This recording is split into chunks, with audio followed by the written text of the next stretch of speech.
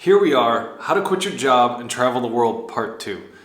So if you watched the last video, you made it to the end of it, and you're thinking like, yes, this whole leaving my job to go and take a big adventure and travel the world, that is for me. Awesome. Then this video is going to be the perfect thing to follow that one up with. But if you haven't watched that last one, no problem, it's right up here. Now that we have this big, audacious goal of leaving your job, going on this big adventure for maybe 3 months, 6 months, a year, however long you want to, what do we do next? Now we have to narrow down that big idea of, I want to see every place in the world and go everywhere and check everything off my bucket list, and we have to take that down and turn it into an actual plan. And that is exactly what we're going to do in this video. We're going to turn that idea into a real actual list of countries and a plan attached to that. So that way we can get all the way down to the one single thing that we need, which is the number. And that number is going to be an approximate cost of a round the world trip, the trip that you want to take. Because condensing that dream from this big idea all the way down to an actual number, an actual approximate cost, turns it into a lot more than a number. It turns it into a goal. And then we'll be able to use that number, that goal, to be able to inform the next couple of years of our lives, to figure out how much money we can save per month, and then figure out an actual date when we'll be able to leave on this incredible adventure.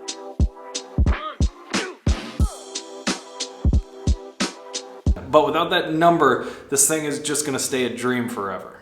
If you're looking for real world examples of this is my 4th round the world trip. I have every single cost for the entirety of all of those trips outlined in a spreadsheet down in the description below. So we're gonna break this down into 2 different parts. So part number 1 is, how do I figure out where to go? And that's an especially tricky question during COVID, now that the whole world has changed and travel is just infinitely more complicated than it's ever been before. There's just a lot more things to think about. Can I have your vaccination passport, please? Oh, sure. Yeah. 2 times, thank you very much. And I really feel like there's a better way to do it than just by destination. I gotta bring Lisa in to talk more about that. Next comes my favorite part of the whole planning process. This is the most exciting part, where you get to actually choose which destinations you want to go visit. Now, it can be really easy to bring out your bucket list, take out Instagram, watch YouTube for inspiration, but we want to talk about a way that has really impacted the way we travel and that most accurately represents the world that we live in right now. The trip that we thought we were gonna have is so different than the trip that we've actually been on. And as you can imagine, it's a lot due to the pandemic and the restrictions that come with it. For example, we plan to kick off our 2021 July trip by going to Japan, starting off in Tokyo, one of our most favorite destinations. And we've had to cancel that same flight 3 times now. But the most important thing that we've learned along the way is, don't plan for the destination, but plan for the feeling or the experience that you want to have, then pick the destination based off of that. So just to give you a real tangible example of how this has worked so far in our trip, we've been cooped up in the house like everybody else for about a year or maybe more before we could actually even go on our trip. So we had all the energy, all the excitement in the world. Travel Thursday, Travel Thursday, travel hacks.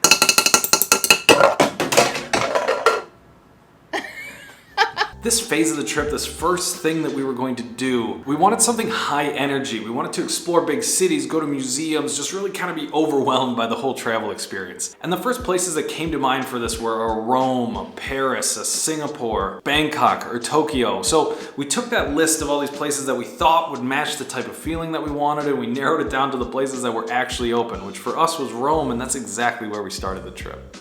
Is that the Colosseum? Yeah. We're so close.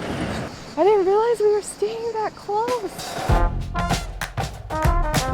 Then after that craziness of 3 months of running all over Europe, taking trains everywhere, we thought we needed something a little bit slower. We needed something to downshift from the pace that we were at all through Europe, which was changing cities, sometimes changing countries every 4 or 5 days.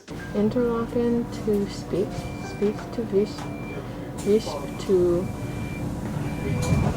Visp to... We also wanted to connect more with nature, but you get it, you get it. My first thoughts of something that would fit this feeling were New Zealand, or driving a camper van across Australia, or going to the Canary Islands, or the thing that we actually ended up doing, which was walking the Camino de Santiago. Boots are made for walking. This is what they'll do.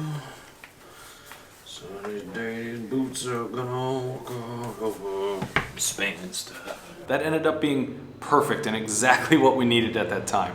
So then after absolutely destroying our bodies by walking 15 to 20 miles per day on the Camino de Santiago, we kind of realized that we wanted an actual vacation. And by that I mean just sitting on a beach, relaxing, hanging out on a nice island. And the first and most obvious place that I thought of for this was Thailand, but there were a couple other options. Places like the Azores. This is the Azores that I saw in pictures that I imagined. Bali or Santorini, or even Innsbruck in Austria. All these places were great, but we picked out of these available destinations and Thailand just happened to be the one that made the most sense for us to go to. So that's the phase of the trip that we're in right now. And I think next, the feeling that we're both getting right now is that after a month here in Chiang Mai, I think we're gonna want some sort of like crazy festival blowout feeling. We're feeling like we need a challenge, some big audacious thing, like maybe going to Nepal like we were going to try to do Everest Base Camp, or some festival like Siget in Budapest, or going deeper into learning scuba diving or free diving, or maybe some crazy rally, I don't know, something like that. I don't know what it is yet because we're not there yet and we don't know how we're gonna feel once we're done with the month here, but that I think is gonna be the next phase of the trip for us. So in the 7 months that we've been traveling internationally and the almost 2 years since we actually quit our jobs and left, this was honestly the most important thing that we've learned so far.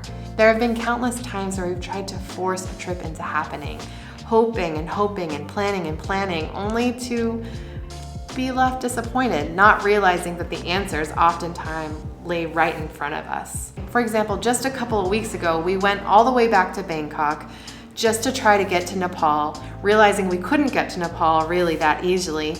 And then we spent more time in Bangkok and spent the entire time in the hotel because we didn't know that we actually needed something quieter, calmer, more neighborhoody.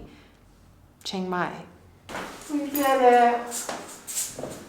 We're home.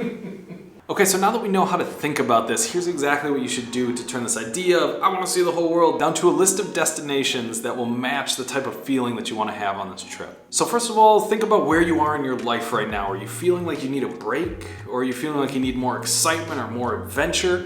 Or are you just feeling like you need a big quest, something monstrous to do? Let's say that you just want to relax on a beach and hang out for a month or two. Take that idea, put it into Google and just type in best beach destinations, or best places to relax in the sun for a while, or best pina coladas in the world, anything like that. Whatever gets you excited about travel, Google that thing, find the destination that matches to it, but instead of just finding one, find a bunch. And then figure out which out of that bunch you can take and actually go to. And that's where you're gonna start your trip. That's gonna be your first destination. Maybe after 2 months of sitting on a beach in Thailand, you might want to go experience something a bit more naturey, or maybe go and see the Louvre, or whatever you think. There's no wrong answers here, but you have to come up with this plan. If you don't, like I was saying before, this is never going to turn into more than an idea. You have to put in the extremely hard work at looking at all these beautiful destinations in the world and then matching it to the type of trip that you want to have. But luckily for you, we know some great YouTubers who just made some videos about places that are open right now and how to get to them. Please subscribe.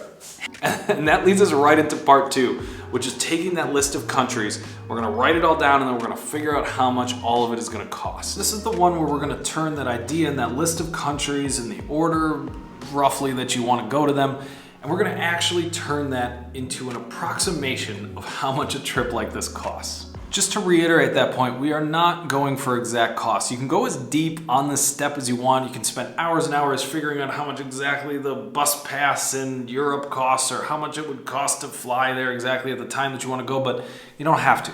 The most important thing is that you don't get stuck here, you don't stop here. This part can be a little bit overwhelming, but I promise you, you do need to do this. You have to get to this number, because with this number, you can figure out how quickly you can save to it, and then you can figure out exactly when you can quit your job and go on this trip.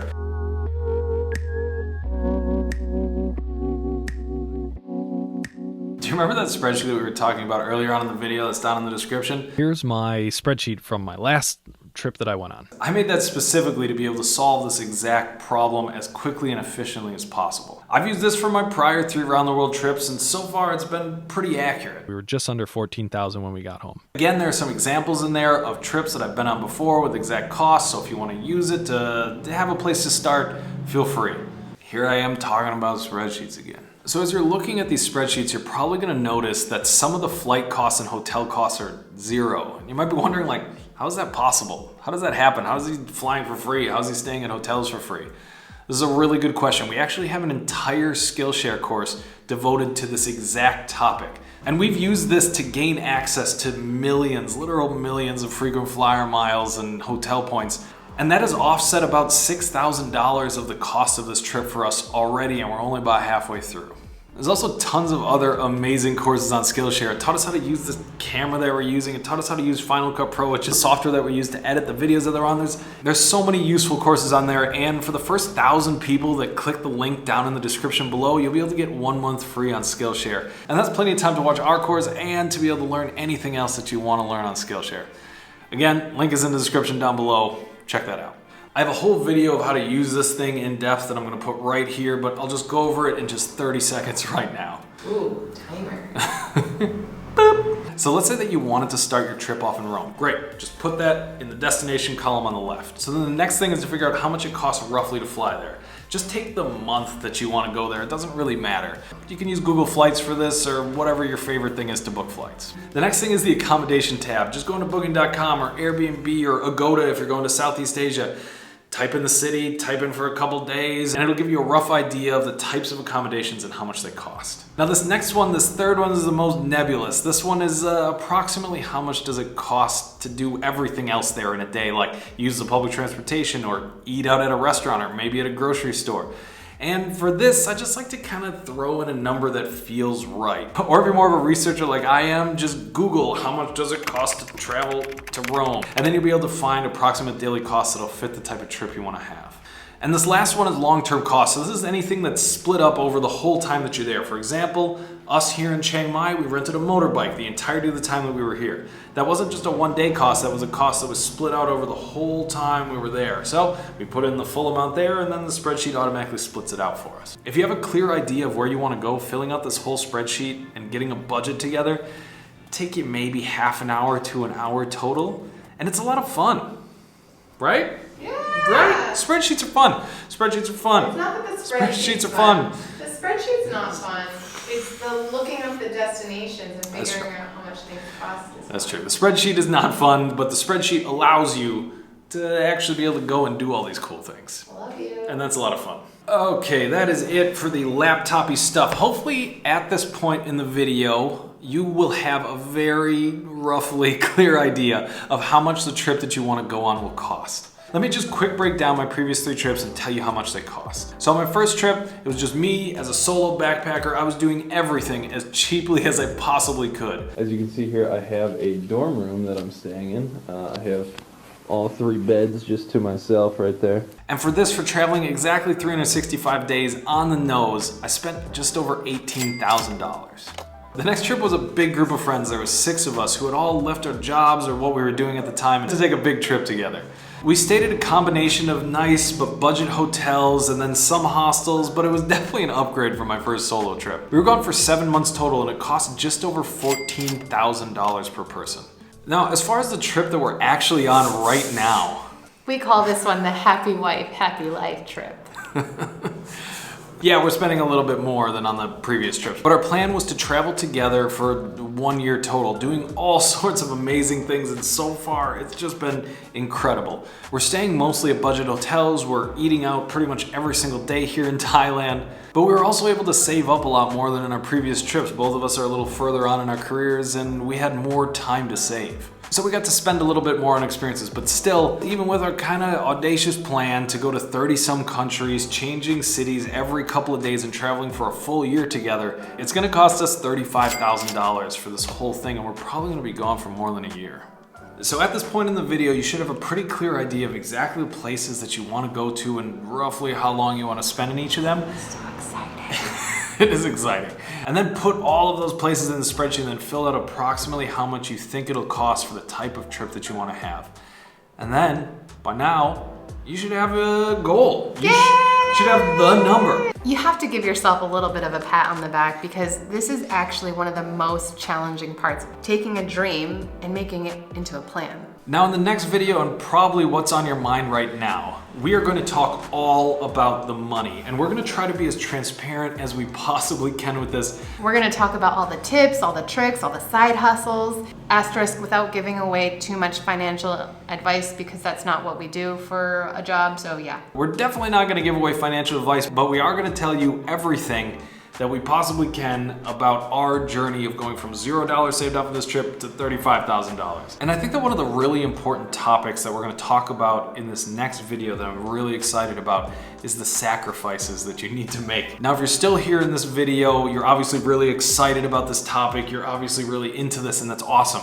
What we need from you is questions. We need to know what you're thinking, what's on your mind, what do you need to know to be able to get over these hurdles. Like, is it just how much will this cost, or is it like, how do you think about healthcare? How do I actually have this conversation with my parents? Any of this stuff, we're happy to talk about it, but we need to know what you need to know. We've already heard from a lot of you, and we really, really appreciate all your thoughtful responses to this because this is a really challenging thing to tackle. Yep. And it's not a one size fit all. We know that everybody has different experiences, different backgrounds, different career trajectories. We're just sharing our experience in the hope that it helps one of you out there. Yep, we're here to help. We want to help. Let us know how we can help. Talk to you Did we soon. say that we wanted to help? We want to help. That's the thing we're going to do. Right. That's what. Bye. Bye. Focal length change. Half of my head is bright, half of it is dark. Does that make for an interesting shot? I'm not sure. Here we are. How to. What is a good poet? Absolutely nothing. Words are so hard sometimes. Now I forgot everything that I said yesterday. So now I have to rethink about it all the time, even though that's hard. We plan to kick off our trip by going. Okay. Quit making fun of my spreadsheets.